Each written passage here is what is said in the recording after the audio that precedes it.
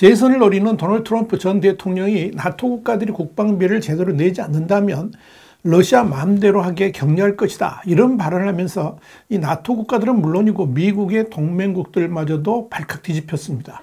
특히 이번 트럼프 전 대통령의 발언은 한국도 예외가 아니라는 점에서 자칫 제2의 에치스라인이 만들어질 수도 있다, 이런 우려까지 낳고 있습니다. 주한미군도 철수할 수 있다, 이런 내용이 거론되는 현실에 대해서 Y타임스가 추적해 봤습니다. 지금 시작합니다.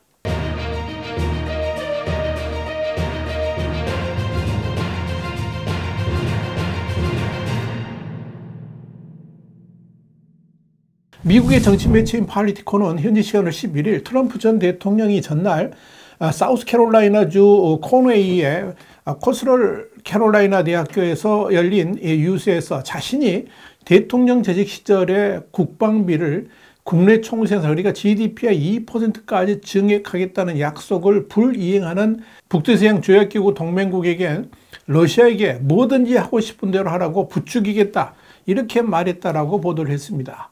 트럼프는 이날 유세에서 과거 자신이 미 대통령 재직 때 열렸던 지난 2018년에 나토 정상회의를 설명하면서 다른 정상들에게 자신이 이끄는 미국은 의무 불이행국을 보호하지는 않을 것이라고 말했다, 이렇게 공개를 했습니다. 트럼프는 2016년 대선 캠페인 당시에도 자신이 미국을 이끌면 나토 조약의 약속을 포기하고 GDP의 2% 이상을 국방비로 쓰지 않는 나라들은 방어하지 않겠다, 이렇게 말한 바 있습니다. 트럼프가 이렇게 국방예산 2% 가이드라인을 말하는 것은 지난 2006년 나토 정상회의에서 2024년까지 이뤄야 될 최소 조건으로 설정한 것을 상기시킨 것입니다. 이후 지난 2022년 2월 러시아가 우크라이나를 침공하면서 나토 각국이 앞다퉈 국방비를 증액해서 현재는 미국, 영국, 폴란드, 그리스, 에스토니아, 핀란드, 헝가리 같은 11개 나라의 국방 예산이 GDP의 2%를 넘어섰습니다. 작년 7월 조사에서는 전체 회원국의 절반가량이 2%를 넘거나 근접한 것으로 집계가 됐습니다. 자, 이런 상황에서 트럼프의 발언이 문제가 된 것은 국방비 증액을 하지 않는 나라에 대해서는 나토 조약 5조, 한 회원국이 무장 공격을 당하면 이는 모든 회원국에 대한 공격으로 간주해서 이 회원국을 지원할 적절한 조치를 취한다 하는 규정에도 불구하고 이 조항을 준수하지 않을 것이고 오히려 러시아의 공격을 부추기겠다, 이렇게 말했기 때문입니다. 특히 이번 트럼프의 발언에 대해서 나토 동맹국들이 발칵 뒤집힌 것은 트럼프가 과거 대통령 재임 당시에도 나토의 목적과 전치 이유에 대한 회의를 계속 드러냈기 때문입니다. 실제로 대통령 재직 중이었던 2017년 5월에는 한동안 나토 조약 5조의 이행을 재확인하기를 거부했습니다. 또한 2019년에는 나토에서 탈퇴하는 것을 심각하게 고려한 바도 있습니다.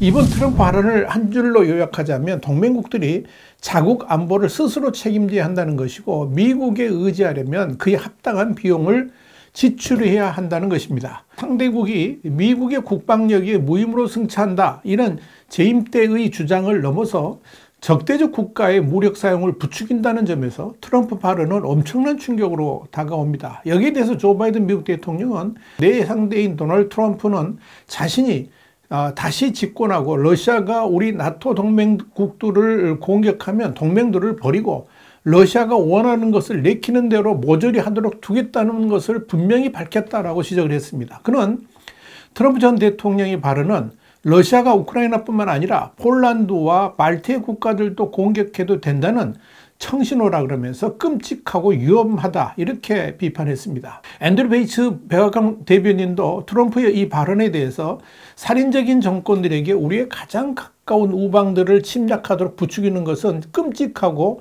정신 나간 것으로 이는 미국의 안보와 글로벌 안정성, 미국 경제를 위태롭게 한다라고 비난했습니다.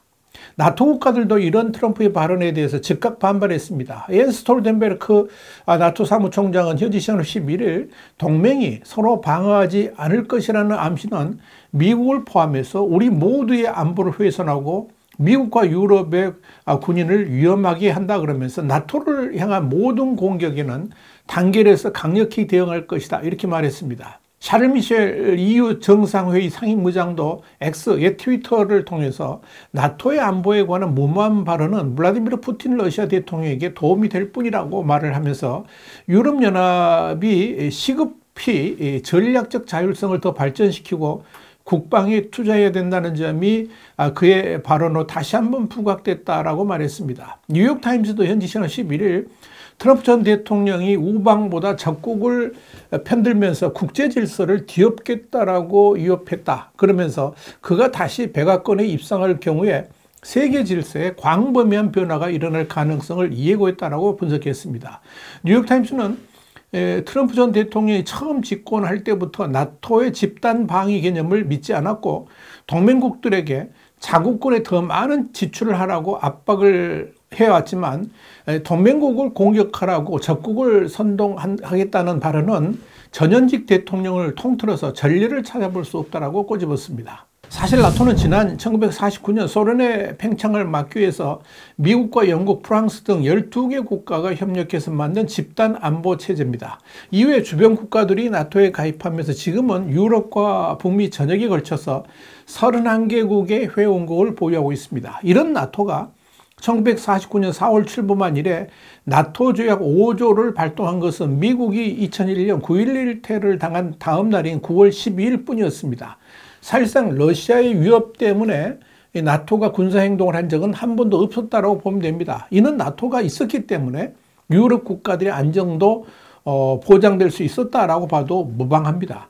이와 관련해서 워싱턴 DC 소재의 유럽 정책 분석센터 CPA 소장인 알리나 폴야코바는 워싱턴 포스트에 이런 말을 했습니다. 나토는 트럼프가 생각하는 것처럼 돈을 내야만 작동하는 장치가 아니다. 그러면서 이 동맹은 무엇보다도 유럽에서 또다시 세계대전이 일어나는 것을 막으려는 미국의 안보 이익과 관련된 동맹이다 그랬습니다. 그러면서 지금까지 5조가 발동된 것은 9.11에 대한 집단 행동으로 당시 미국의 동맹국들이 미국을 도왔던 것을 고려하면 투자는 가치가 있었다 이렇게 말했습니다. 물론 국방비를 증액하지 않으면 보여주지 않겠다는 이 트럼프의 발언은 나토에 대해서 그가 품은 근본적인 회의론 그리고 나토 동맹국들에게 군사비 증액을 압박하려는 전술 모두 반영하고 있다는 점에서 지나치게 확대할 필요는 없다 이런 시각도 존재를 합니다.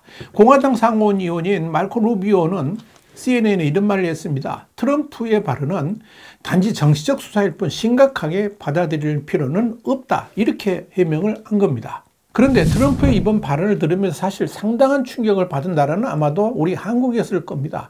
트럼프의 발언을 한국에 적용하자면 한국이 방위비를 미국이 요구하는 대로 내지 않는다면 북한의 로켓맷 김정은에게 남한을 공격하도록 부추길 수도 있다 이렇게 해석될 수도 있기 때문에 그런 겁니다.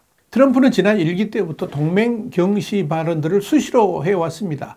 이와 관련해서 뉴욕타임스는 모든 종류의 동맹에 반대하는 트럼프 전 대통령은 두 번째 임기에 들어간다면 2차 세계대전 이후 근 80년간 유럽, 아시아, 중남미, 중동의 우방을 지켜왔던 안보 우산을 효과적으로 종식시킬 수 있다 그러면서 미국을 의지하지 못하게 된 동맹국이 러시아나 중국 등 다른 강대국과 협력하게 될 가능성도 있다.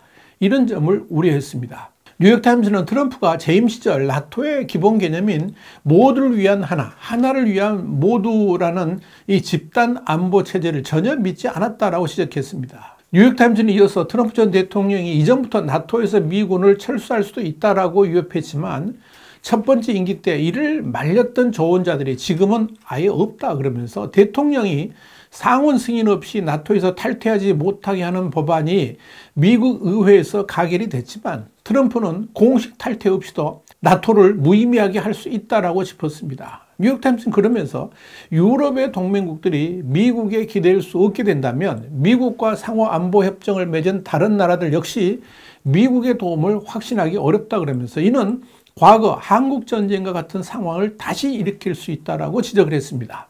뉴욕타임스는 또 역사는 이런 상황이 전쟁을 줄이는 것이 아니라 더 많이 유발할 수도 있음을 보여줬다 그러면서 1950년 딘 애치슨 국무장관이 한국을 제외한 극동방위선 그러니까 애치슨 라인을 발표한 지 5달 뒤에 북한이 남한을 침략했다라고 부연했습니다. 뉴욕타임스는 더불어서 한국이 방위비 분담금을 더 내지 않으면 자신의 두 번째 임기에 주한미군 철수가 우선순위 의제가 될 것이라고 트럼프 전 대통령이 공언해 왔다 그러면서 그가 재집권할 경우에 우크라이나와 이스라엘에 대한 지원을 더는 제공하지 않을 것이다, 이렇게 내다봤습니다. 이런 점을 고려한다면 주한미군을 철수할 경우에 북한이 침략 전쟁을 벌인다 해도 미군이 적극적으로 참전할 가능성 역시 상당히 줄어들 것으로 예상이 됩니다. 영국의 BBC도 그 발언은 아마도 진심은 아닐 것이라 그러면서 자극적인 발언으로 언론의 주목을 받고 비평가들을 화나게 하며 지지자들을 흥분시키는 전형적인 트럼프 전 대통령의 방식이다, 이렇게 해석을 했습니다. BBC는 그러면서도 푸틴이나 시진핑이 동맹을 지키겠다는 미국의 의지를 의심하기 시작하면 엄청난 오산으로 이어질 위험이 있다, 그러면서 멀리 갈 필요도 없이 2년 전 푸틴 러시아 대통령의 정보원들은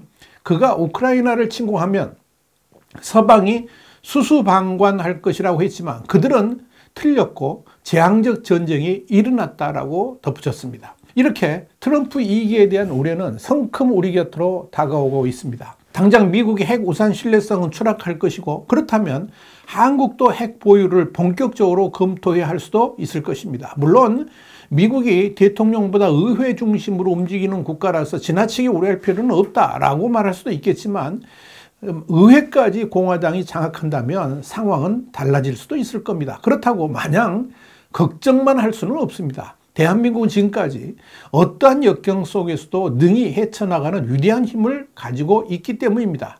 결국 중요한 것은 꺾이지 않는 마음입니다. 지금부터라도 철저하게 트럼프 2기를 대비하는 자세가 필요하다, 이렇게 판단됩니다. 와이타임 정세 분석이었습니다. 감사합니다.